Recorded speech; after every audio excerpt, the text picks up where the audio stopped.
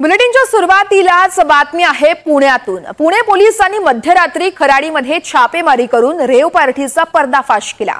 या पार्टीमध्ये ज्येष्ठ नेते एकनाथ खडसे यांचे जावई प्रांजल खेवलकर यांना रंगेहात पकडण्यात आले। या पार्टीमध्ये मोठ्या प्रमाणामध्ये अंमली पदार्थ, दारू, हुक्क्याचं सेवन सुरू होतं आणि यामध्ये 2 महिला, 5 पुरुषांचा सहभाग असल्याची ही माहिती आहे। धक्कादायक बाब म्हणजे यामध्ये एकनाथ खडसेंचे जावई प्रांजल खेवलकरचाही सहभाग होता। एकीकडे पोलीस छापेमारी करत होते, त्यानंतर काही वेळातच पोलिसांनी खेवलकरच्या घरी छापा टाकला। यावेळेस पोलिसांना अनेक गोष्टी देखील सापडलेल्या आहेत। हार्ड ड्राइव्ह आणि लॅपटॉप देखील पोलिसांनी याच तपासादरम्यान जप्त केलेला आहे। त्यांच्यावरती NDPS ऍक्ट अंतर्गत आपण गुन्हा दाखल केलेला आहे। त्या आरोपींची नावे ही खालीलप्रमाणे आहेत। प्रांजल खेवलकर वय 41, निखिल पोपटाणी, समीर सय्यद, सचिन भोंबे, श्रीपाद यादव, तसेच त्यामध्ये 2 महिला ईशा सिंग आणि प्राची शर्मा या देखील आढळून आलेल्या आहेत।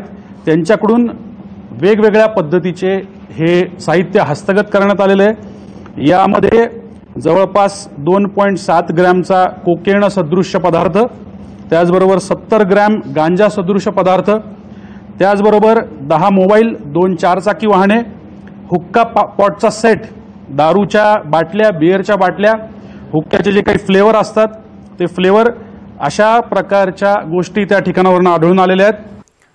तर प्रांजल खेवलकर नेमके कोण आहेत आपण ग्राफिक्सच्या माध्यमातून जाणून घेणार आहोत। प्रांजल खेवलकर एकनाथ खडसेंचे जावई आहेत। शरद पवार गटाच्या रोहिणी खडसेंचे दुसरे पती आहेत। पहिल्या पतीशी घटस्फोट झाला आणि त्यानंतर रोहिणी खडसेंचा विवाह बालमित्र असलेल्या प्रांजल सोबत झाला। प्रांजल खेवलकर सद्यस्थितीमध्ये मुक्ताईनगरमध्ये वास्तव्यास आहे। रिअल इस्टेट, इव्हेंट मॅनेजमेंटचा त्यांचा व्यवसाय आहे। साखर आणि ऊर्जा क्षेत्रामध्ये त्यांच्या कंपन्या देखील असल्याची एक माहिती समोर आलेली आहे। प्रांजल यांच्या नावे एक ट्रॅव्हल कंपनी देखील आहे।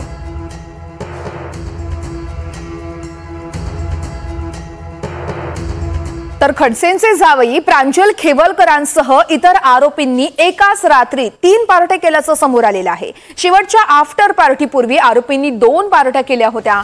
खराडीला जाण्याआधी काही जणांनी कल्याणी नगर मधील पब मध्ये पार्टी केली होती।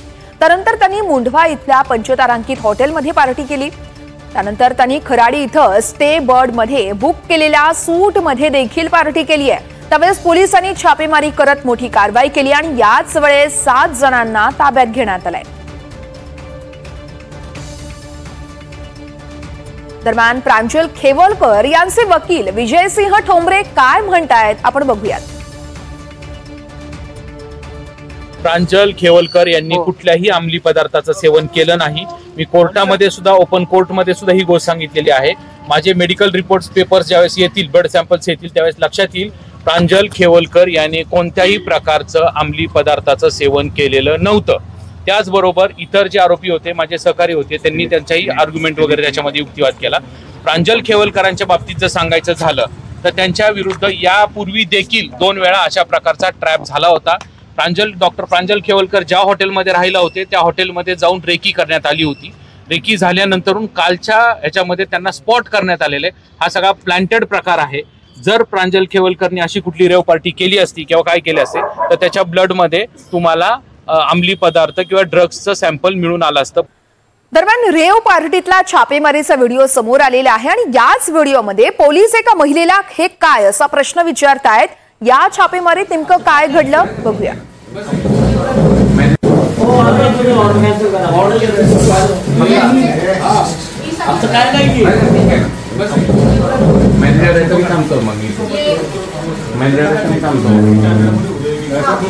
ये पर्स किसकी है? ये पर्स किसका है?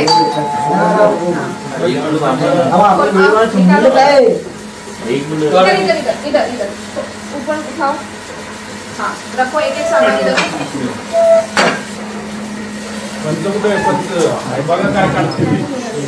रखो, जो भी सामान है एक निकालो। ये तेरे दोस्त है हमारा, और अंदर चेन है एक तो निकले।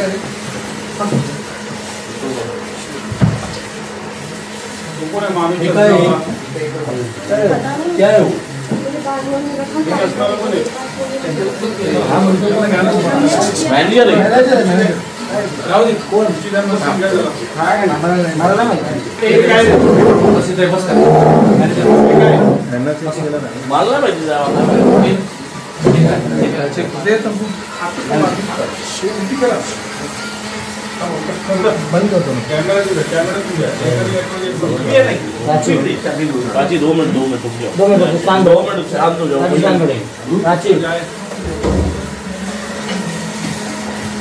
जाओ वीडियो कसं मारेगा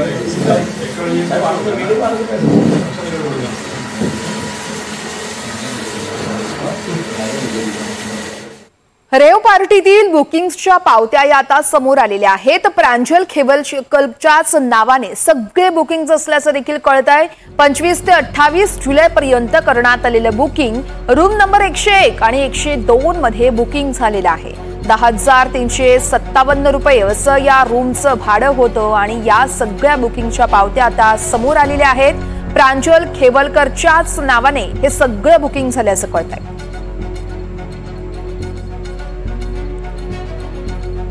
दरम्यान रेव पार्टी प्रकरणावरती एकनाथ खडसेंनी आक्रमक प्रतिक्रिया दिलेली आहे। जावई रेव पार्टीमध्ये असतील तर समर्थन करणार नाही, मात्र कुणाला अडकवलं जात असेल तर खपवून घेणार नाही असं खडसे म्हणतायत। मी फारसं त्याच्यावर बोलणार नाही, परंतु अलीकडे ज्या काही घटना पुण्यामध्ये घडली असं सांगितलं जातं ते मी फक्त तुमच्या चॅनेलवरून पाहिलं। माझं प्रत्यक्ष त्यांच्याशी अजून बोलणं होऊ शकलं नाही, कारण ते पोलिसांच्या ताब्यामध्ये आहे। माझं या निमित्तानं म्हणणं आहे की अगर आणखी जर ती खरी रेव पार्टी असेल आणि त्या रेव पार्टीमध्ये आमचे जावई जर त्या ठिकाणी गुन्हेगार असतील तर मी त्यांचं समर्थन करणार नाही, पण पोलीस यंत्रणेने या ठिकाणी प्रामाणिकपणे तपास करावा अशी अपेक्षा आहे। कारण बऱ्याचदा असं होतं की पोलीस काही करू शकतात, ती भावना जनमानसामध्ये आहे।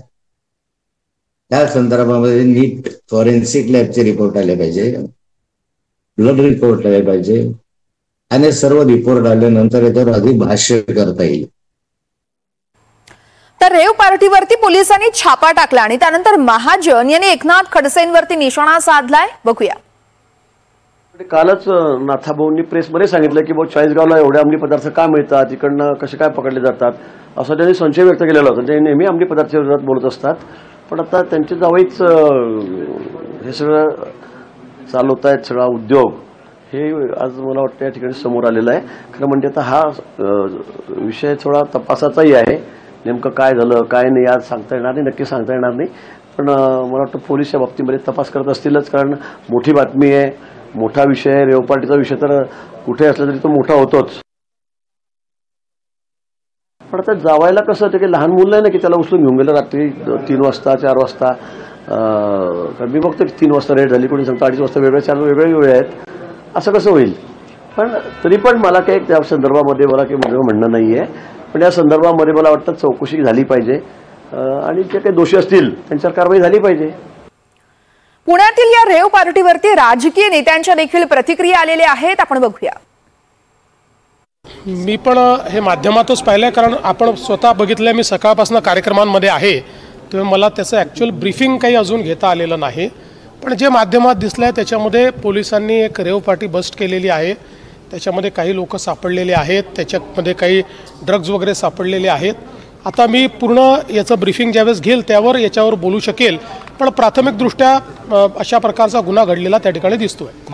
ही खरं तर फार दुर्दैवी बाब आहे, परंतु मी देखील आपल्या सगळ्या चॅनलच्या माध्यमातूनच बघितलं की त्यांची जावई त्या प्रकरणामध्ये आहेत, त्यांना अटक झालेली आहे, त्याच्यामध्ये पोलीस तपास चालू आहे आणि पोलीस तपासात जे काय खरं आहे ते बाहेर येईल आणि ज्यांनी ही रेव पार्टी आयोजित केली होती त्यांच्यावर कारवाई होईल।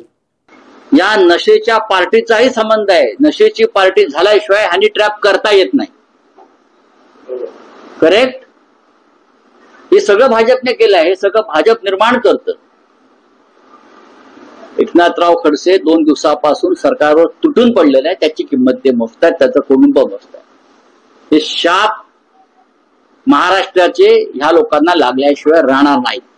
विशेष ही सगळी कारवाई झाल्यानंतर अत्यंत घाईघाईने तत्परतेने गिरीश महाजन बोलायला माध्यमांच्या समोर आले। साधा प्रश्न आहे, गेल्या 4 दिवसांपासून खडसेंनी काही प्रश्न विचारले की हॉटेल ट्रायडंट मध्ये तुम्ही लोढाला भेटलात की नाही, लोढाला भेटलात तर कशासाठी भेटायला गेलात, एका सामान्य अराजकीय कार्यकर्त्याला भेटायला जाण्या एवढं तुमचं काय काम त्याच्याकडे अडकलेलं होतं। पण यावर गिरीश महाजनांनी एकाही मुद्द्याचं खंडन केलं नाही। 4 दिवस त्यांनी शांतता मौन बाळगलं आणि आज नेमकी खडसेंच्या जावयावर कारवाई झाली की घाईघाईने तत्परतेने बोलायला माध्यमांच्या समोर आले। फडणवीस साहेब, अहो स्वायत्त यंत्रणा वापरायच्या म्हणजे किती, त्याला काही मर्यादा आहे की नाही?